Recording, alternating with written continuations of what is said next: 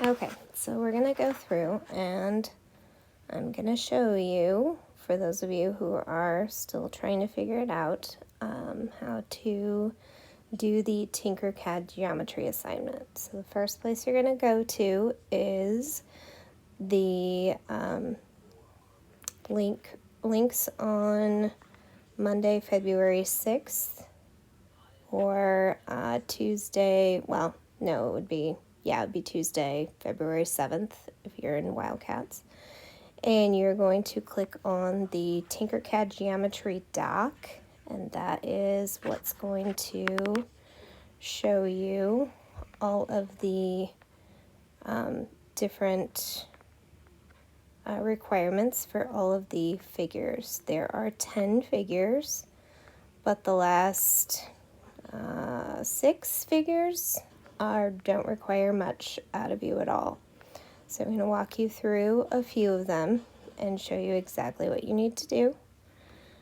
All right, and then the other one that you're going to need is the Geometry Formulas PDF, and that is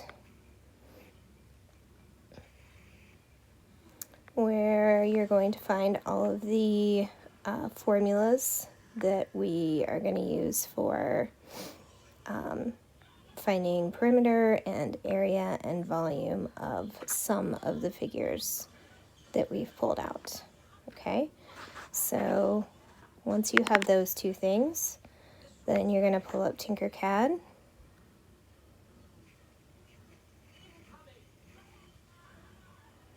And you're going to go to Designs and go over here to New 3D Design.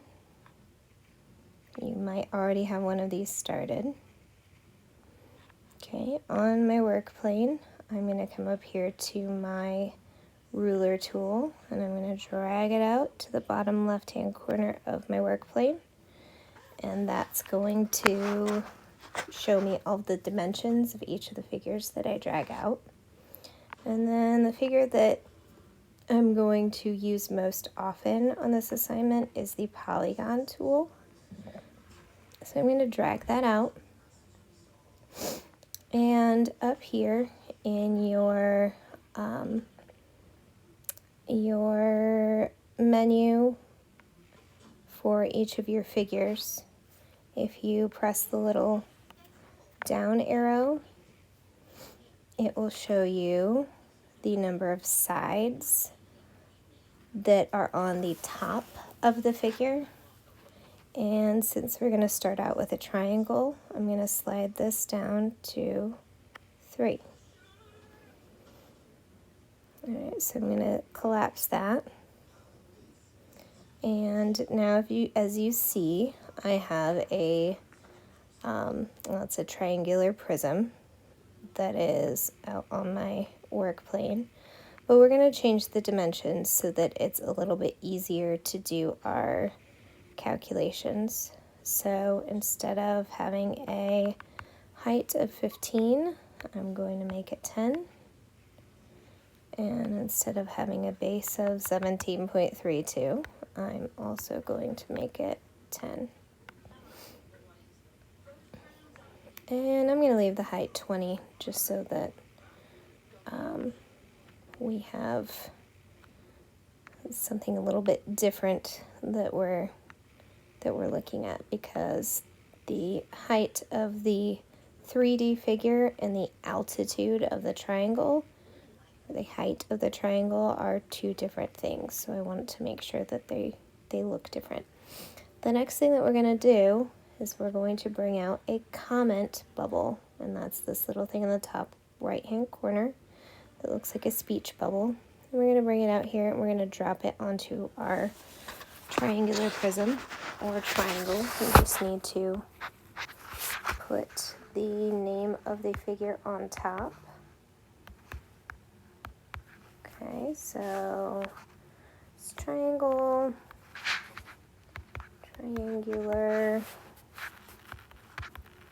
prism. Okay, then the only thing that's on our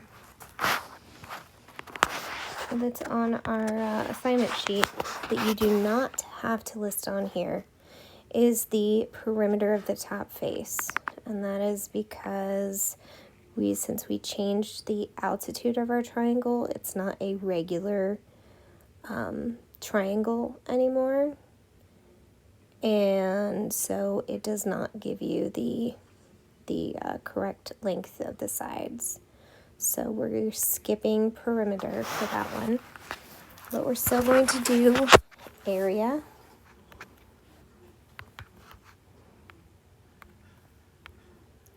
And we're still going to do volume. And we're still going to do number of faces.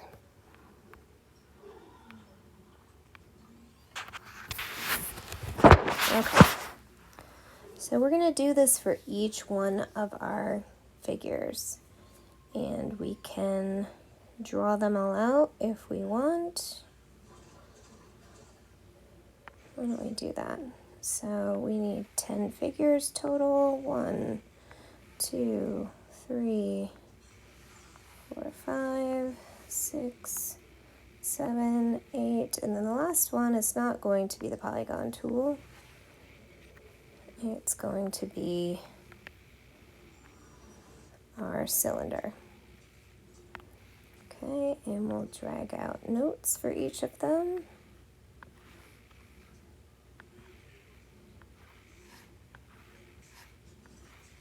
Okay, and we'll change the number of sides. Okay, so this polygon, we go back to our assignment sheet and we need a 4-sided figure with 4 sides of the same length. So we're going to do 4 sides.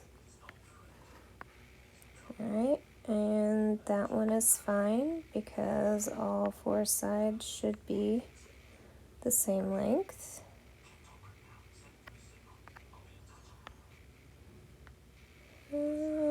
Yeah, it's still, but we'll change those dimensions later.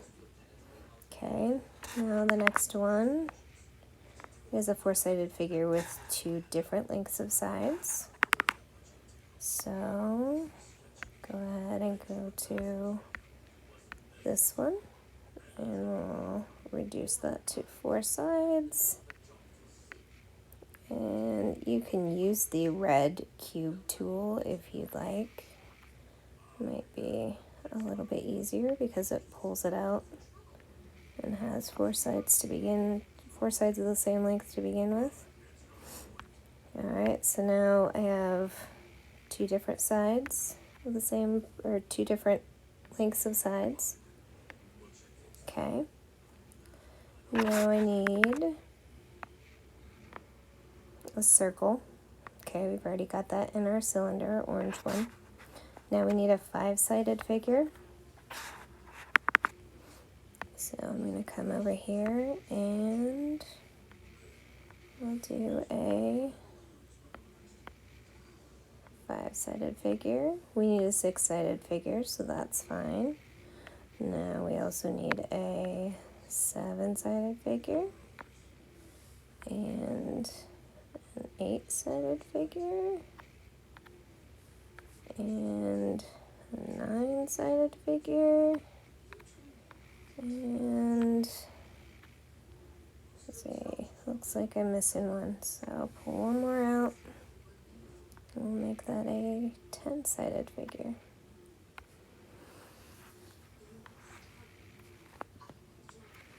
Alright, so now I have notes on each of them. The ones that have the plus don't have anything written in them yet. Alright, so what I'm going to do, so with the triangle, I've already set it up with the dimensions that I want. I want to point out that when I take my snip of this, I'm going to make sure that I can see all of the dimensions and what's written on the comment. Okay, so I'm going to make sure that I can see how tall it is, and then the height and the length and the width of it as well. Okay, so the area of a triangle, if we go back to our formulas page, the area of a triangle is 1/2 base times height. Okay, so if we look at our triangle here, we'll make that a bit smaller. And our height for our triangle is 10, and the width of the base is 10. So when we do our calculation, area is, and you don't have to put in the calculation if you don't want to, but I'm going to write it down for your benefit. 1/2 base times height, which is 1/2 times, we have 10 is the altitude or the height of the triangle, and 10 is the length of the base. So if you take 10 times 10, it's 100, and times 1/2 or divide it by 2, so we get 50. And then our units are going to be square, and this is written in millimeters. All right, instead of making that area, I'm going to write A. So capital A is area. Okay, now we have volume. And when we do volume of a triangular prism, that's one that's not on here actually, and it's not this pyramid one. But for most prisms, the volume is the area of the top times the height. So we have a 50 square millimeter top, and then our height of our prism over here is 20. So we're going to take our 50 millimeters and multiply it times our 20 millimeter height, and that's going to give us 1,000 cubic millimeters. That's the, or millimeters cubed. So you could have CUMM, or you could have MM, and then the little, where'd it go, up arrow, and 3. When you can't make a tiny 3 that's kind of hanging in the air, that's how you make that notation, is little caret with the 3. And you could do that with the squared too, so it would just be the caret with the 2. Okay, the number of faces is not the number of sides of a triangle. We all know that that has 3. Okay, that is when you're looking at a 3D figure, you count the number of flat sides that you could rest, that you could place it on. Okay, so each of the sides of the triangle has a face that comes down from it, but then we also have the top and the bottom that we can rest it on. So it's 1, 2, 3, 4, and 5. So there are 5 faces. Okay, and so my snip that I'm going to take of this is complete with this. Okay, I have the area, the volume, the number of faces. I'm going to double check with my assignment sheet. We have the name of it. We don't do the perimeter of this particular one. The area, volume, and the number of faces. So I have everything that I need for this. So I can take a snip, and I can shrink it down so that that's all I see. Okay, and if you decide to have different dimensions, you can have different dimensions too, but your math is going to be a little bit different. Okay, now I'm going to pause there, and I'm going to go right here. I'm going to go to Google Docs. And I'm going to start a new document. And I'm going to name it Tinkercad Geometry. Okay, and in that document, I'm going to add an image from Photos, and I'm going to add this to it. Now I can make it smaller if I want. Maybe.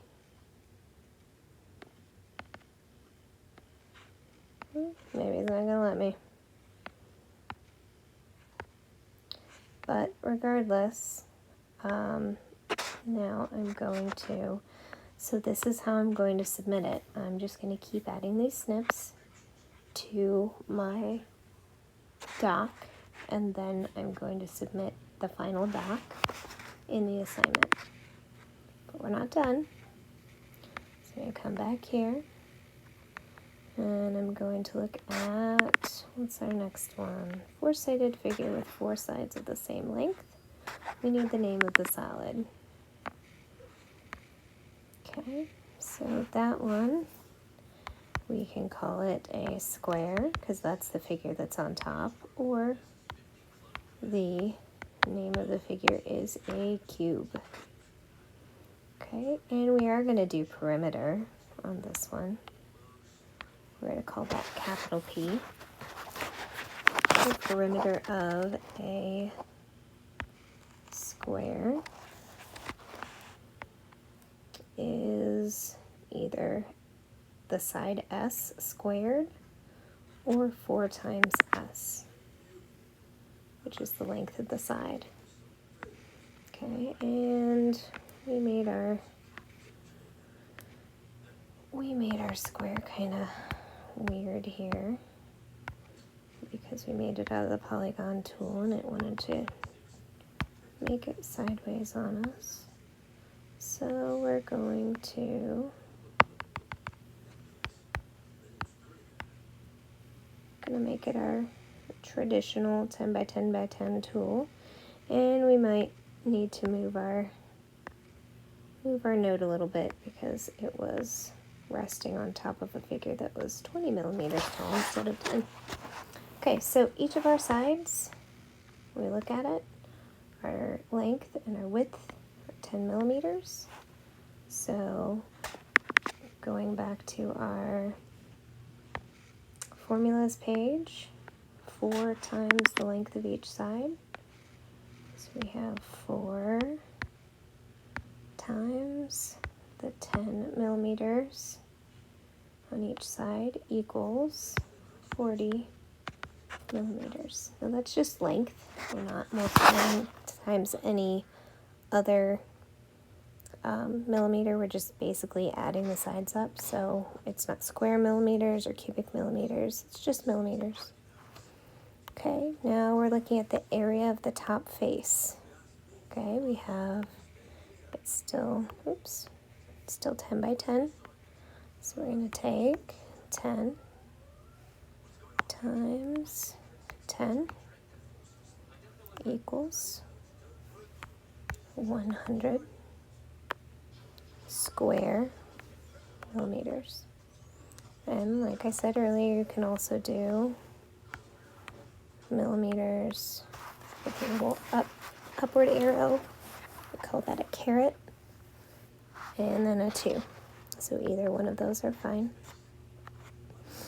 Then volume, we do the length times the width, so 10 by 10 times the height, which is also 10. So we have 10 times 10 times 10 equals 1,000 cubic millimeters. or millimeters carat cubed. Okay, either of those are fine. And now we're looking at the number of faces. So number of faces. So again, we have 4 sides to our square that's on top. So each of those has a face. Each of it extends down with a side. So we have 1, 2, 3, 4, and then a top and a bottom. So this is just like a pair of dice. It has numbers 1 through 6, one for each side of the die. Okay, so it has 6 faces. And so now I can take a snip of this. You can see all my dimensions.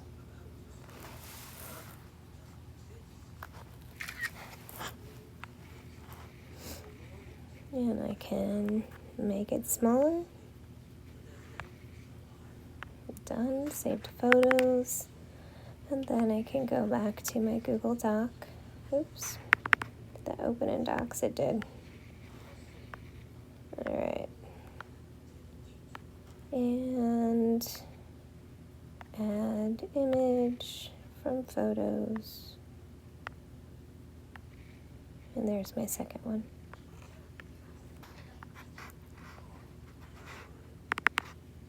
Okay. So now we've got our triangle and our cube done. I want to move on to our cylinder. And our cylinder, we could say circle, we can say cylinder. Either is acceptable. Although, if you encounter this on your iLearn test, then they're going to want you to know that this is a cylinder. Okay, so when we talk about the perimeter of a circle, we don't call it perimeter because it's circle. So we call that circumference. Okay, but we're not going to write out circumference because it's super long and we only have a certain amount of room. So we're going to call that C, capital C. We looked at and we kind of skipped this 4-sided figure with 2 different lengths of sides because I think you guys can manage the perimeter and area and volume of that one. All right, so cylinder, if we look at our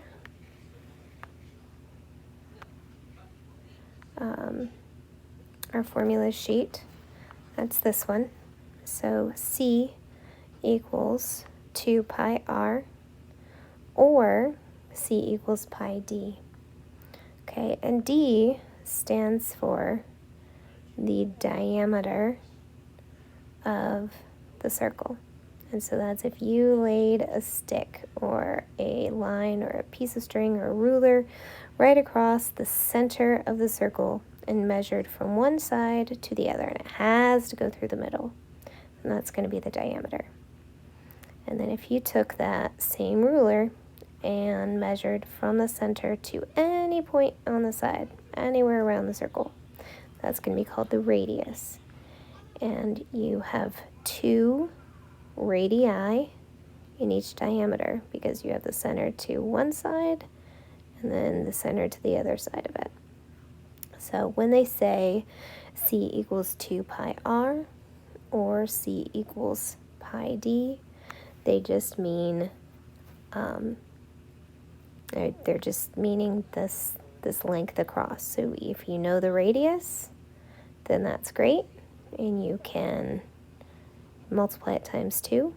If you know the diameter, that's also great, and you can just multiply that times pi. Now pi is we call it an irrational number, and that just means that it goes on, it's a decimal, and it goes on forever and ever and ever and ever and ever and never stops.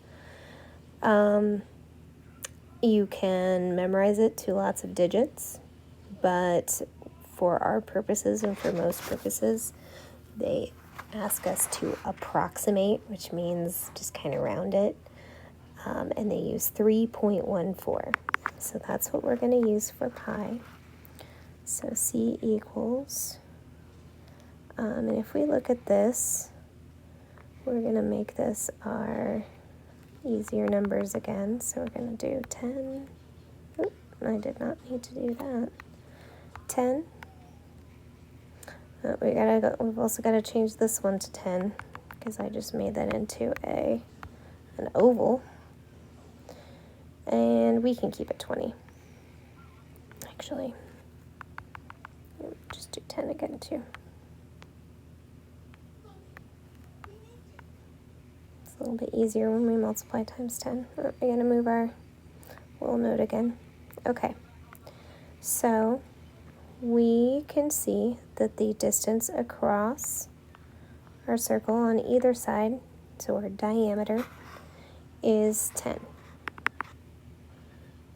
So when we take a look at our formula sheet again, our diameter is 10, so we're going to take 3.14 times 10. And I could put this into a calculator, but I don't need to, because when you multiply something times 10, you're just moving the decimal point one place to the right. So we're going to take 3.14 times 10 equals, you can check my math with your calculator, 31.4. Now that is just the distance around the circle, so it's still in millimeters. Now we're going to do area, the area of that top face of the circle. Okay, and if we look at this same picture, or the same diagram with the formulas, A equals pi r squared. So we are going to come over here and remember that our diameter is 10, so half of our diameter, because 2 radii equals 1 diameter. So since our diameter is 10, that makes our radius 5. So 3.14 times 5 squared, maybe if I can find, there we go, 5 squared, which is, 5 squared is 25, so 3.14 times 25 equals, and I don't have my, not quite sure where the calculator is on my iPad, so I'm just going to pull it up on my phone. So 3.14 times 25 is 78.5. And that is area, so that's going to be square millimeters, or millimeters squared. And the last calculation that we have for this one is volume. And again, volume is basically the area of that top face times how tall it is. And so we already found the area of our top, which is 78.5. And we are going to multiply it times how tall it is, which we changed our height to 10. So we're going to be taking that 70, oops. So it's going to be 3.14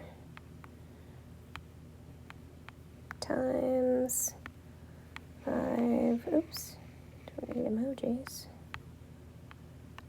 5 squared times the height, which is 10. So that's 78.5 times 10. So we can move the decimal point over one more spot. And that ends up being 785 cubic millimeters. And then the last thing that we are supposed to do for, number of faces. Take a look at our assignment sheet again. We need the number of faces. And it's really tempting to look at a cylinder and say, okay, well, it's got a top and it's got a bottom, so 2, right?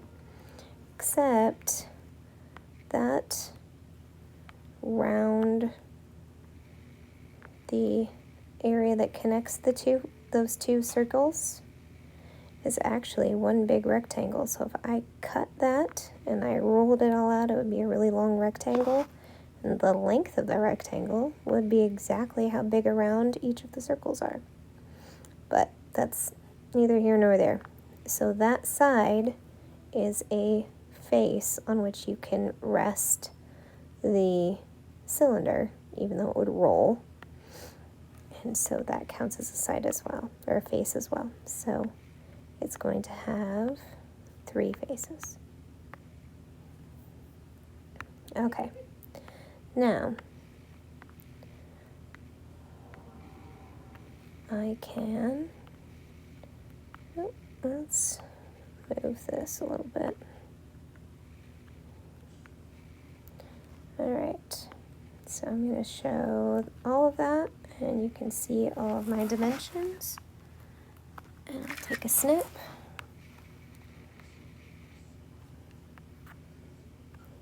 And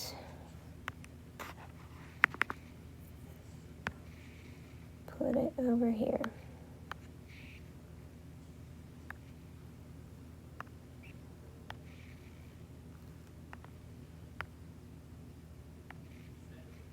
Okay, so now I have 3 in there already. Now, so each of these figures that are beyond 4 sides, so this one, we look at this, it has 5 sides. Well, if I didn't know that a 5-sided figure was a pentagon, I could Google what is the name of a 5-sided figure, and I write down pentagon. And then the only things that we need on 5-sided figures and above are just the name of the top face. So that would be pentagon. And then the number of faces. So each of the sides of the pentagon is a face. So 1, 2, 3, 4, and 5. And then top and bottom. So if you notice, this is actually, if you want to get technical, this is a pentagonal prism. If you notice, each of the number of faces that we have, we said this had 7 faces, 1 for each side of the pentagon, and then the top and the bottom. Each of the number of faces for each of the 3D figures has 2 additional faces beyond the sides of the top figure. So a pentagon has 5 sides, but a pentagonal prism has 7 faces. So if a pentagonal prism has 7 faces, then this hexagon that has 6 faces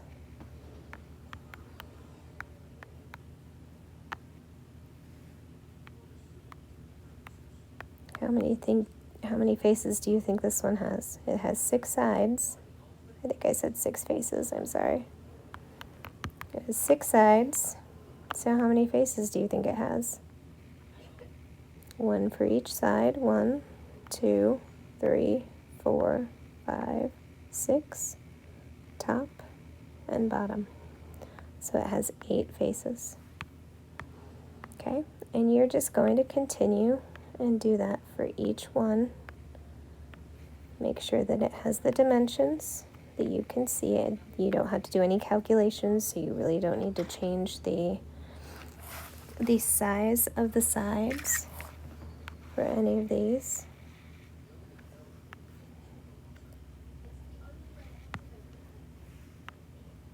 Okay, so I've got my pentagon there. I can put that in my Google Doc.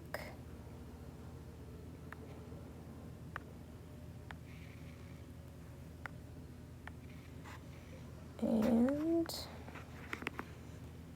go back to my hexagon.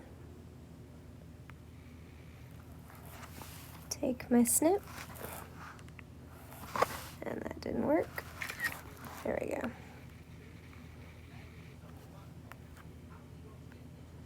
Okay, you can see all my dimensions. I'm going to save it to photos. Come back over here and add it to my docs. Now, I'm not done. I still have several more to do, but I think you guys understand how to do it. If you have questions, please let me know.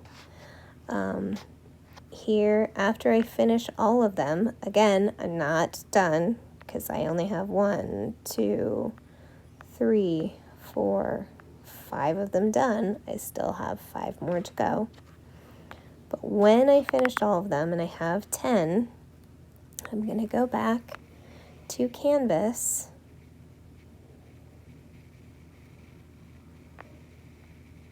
and I'm going to scroll down and I'm going to click on the Tinkercad Geometry Assignment link, and I'll have to go to Student View. I go to Start Assignment, then I go to Google Drive,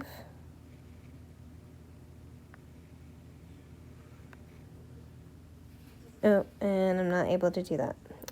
So I go to Google Drive and then I'm going to upload my assignment. I believe I have to press submit 2 times, and that should be it.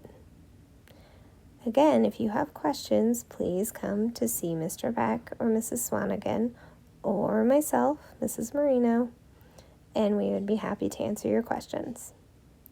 All right, thank you, and I will see you tomorrow.